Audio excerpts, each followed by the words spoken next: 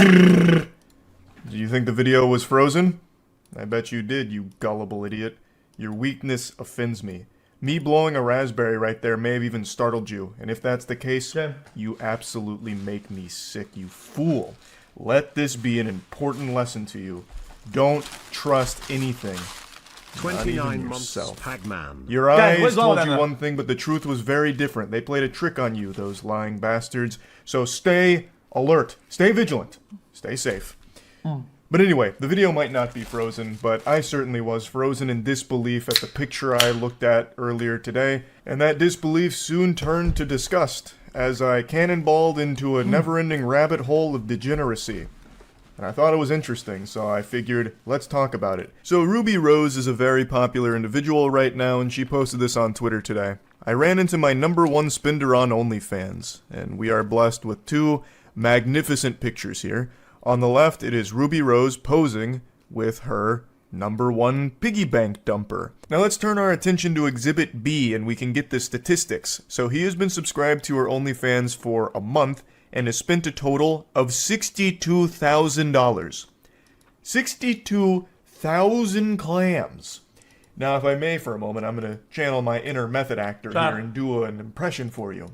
This is his financial advisor upon checking his credit card statements. 62K on a girl you can't date him. Bro, try 400K on a car you can't drive. Holy shit. This is a rookie. I'm the next Jim Carrey, what can I say? 62,000 doubloons he has spent in presumably 1 month on her OnlyFans, I think. I think that's how it works. I don't know if you can spend money on someone's OnlyFans without also being subscribed. So I think he is speed running bankruptcy through OnlyFans purchases. Man's making George Santos look like a small fry. This is wildness. Now let's go back to just the tweet itself. I ran into my #1 spender on OnlyFans, Miss Rose. I gotta be honest, Chad. This guy pays for something. The value of something is only what somebody is willing to pay for it. If this is something that is worth 60K for this guy, I mean, he's getting exactly what he pays for, right? Here's what it is. The guy wants something and this pays that amount, gets a service for what he pays for. Okay, how can you be mad at this? Fans, Miss Rose, I have breaking news. It's you did not just run into this guy by pure accident. This was not happenstance, a coincidence, a twist of fate. This man absolutely went out of his way to find you and run into you. So while it may have been an accident on your part, perhaps, that you happened to run into him, this was a calculated maneuver from him, I have no doubt. I can already just see him in the bathroom mirror doing his hands like this, scheming. Okay, I know where she's gonna be. Game time. I'll introduce myself. And then, at the end of the day, dude spends 62 grand and doesn't even get a hug in the picture. There is no contact between the two of them in this photograph there. She is still wisely keeping her distance from this guy. Not even like a hover hand or anything at all. But I'm not his dad or anything. I'm not gonna go over and slap the wiener out of his hand. If he wants to spend $62,000 on OnlyFans, all power to him. But you have to wonder, what does he do to be able to afford $62,000 on a single person's OnlyFans? So, I tried to find the scoop. I didn't have to search very long or very hard because people also were very curious and found a lot of information on him. So, allegedly, he is a crypto millionaire. He hit it big in the crypto boom, and that's where he got most of his money from, allegedly. I can't 100% confirm that, but... And then the most interesting discovery occurred up there with, like, finding the One Piece. They found out that this guy... He was in... Well, if this is about crypto, and he was in this early, this guy must be loaded.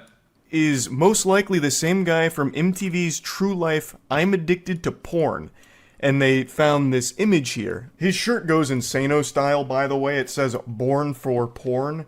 Which I believe should just be a crime, like a charge, if you just wear that in general. But anyway, logically it made sense. Someone spending $62,000 on OnlyFans, a single OnlyFans model, is absolutely addicted to porn in some way.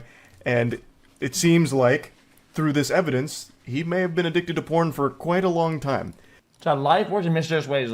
Him being on that show probably made him talk to somebody, be on the internet, talk to people in some industry, and got into crypto, and then got into being a millionaire? What have you done?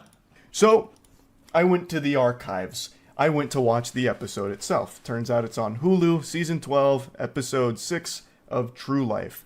His name is Brandon. He was 26 years old at the time of filming in 2009.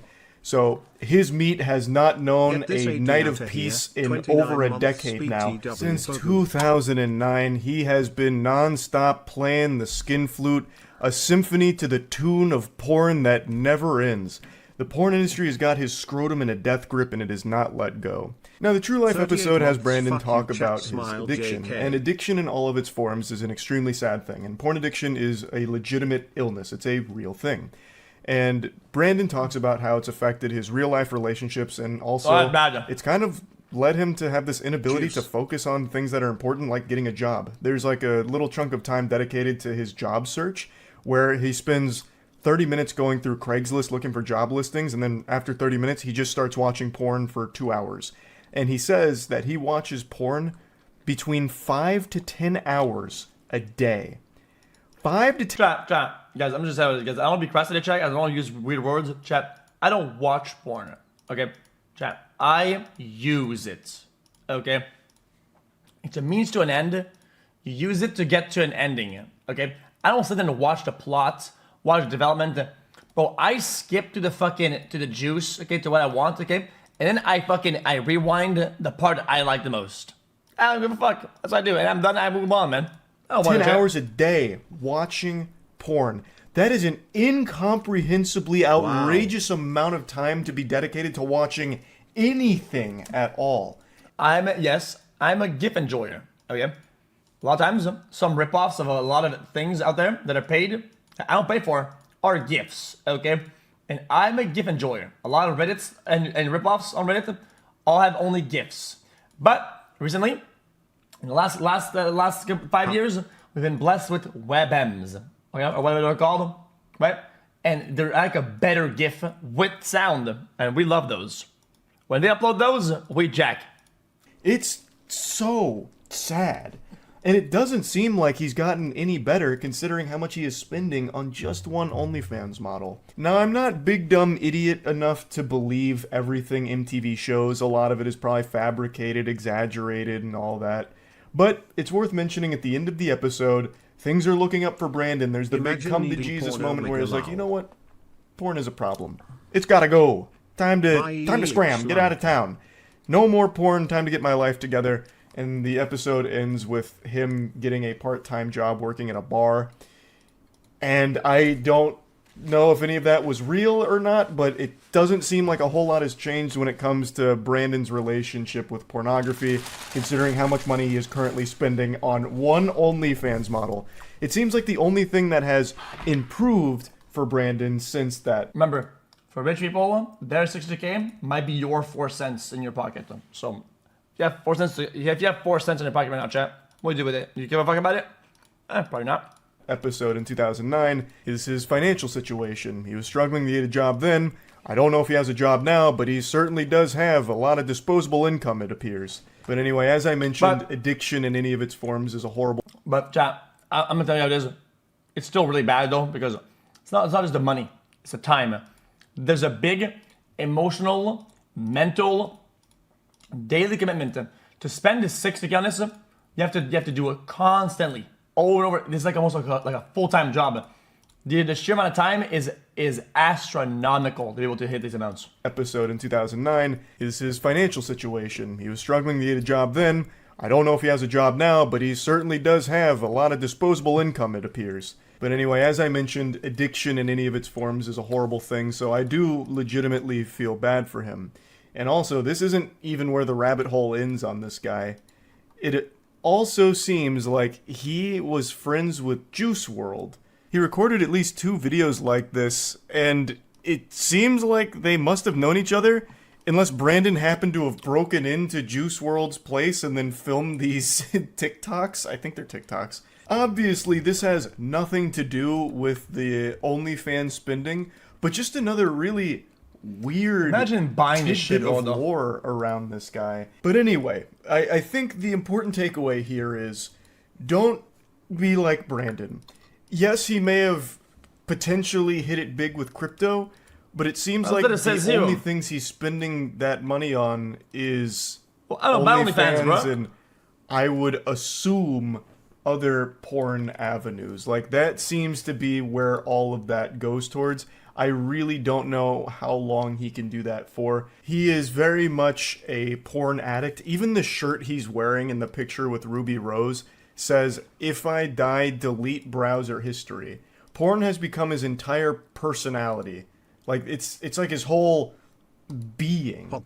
And that's just not healthy at all. Anyway, that's illness.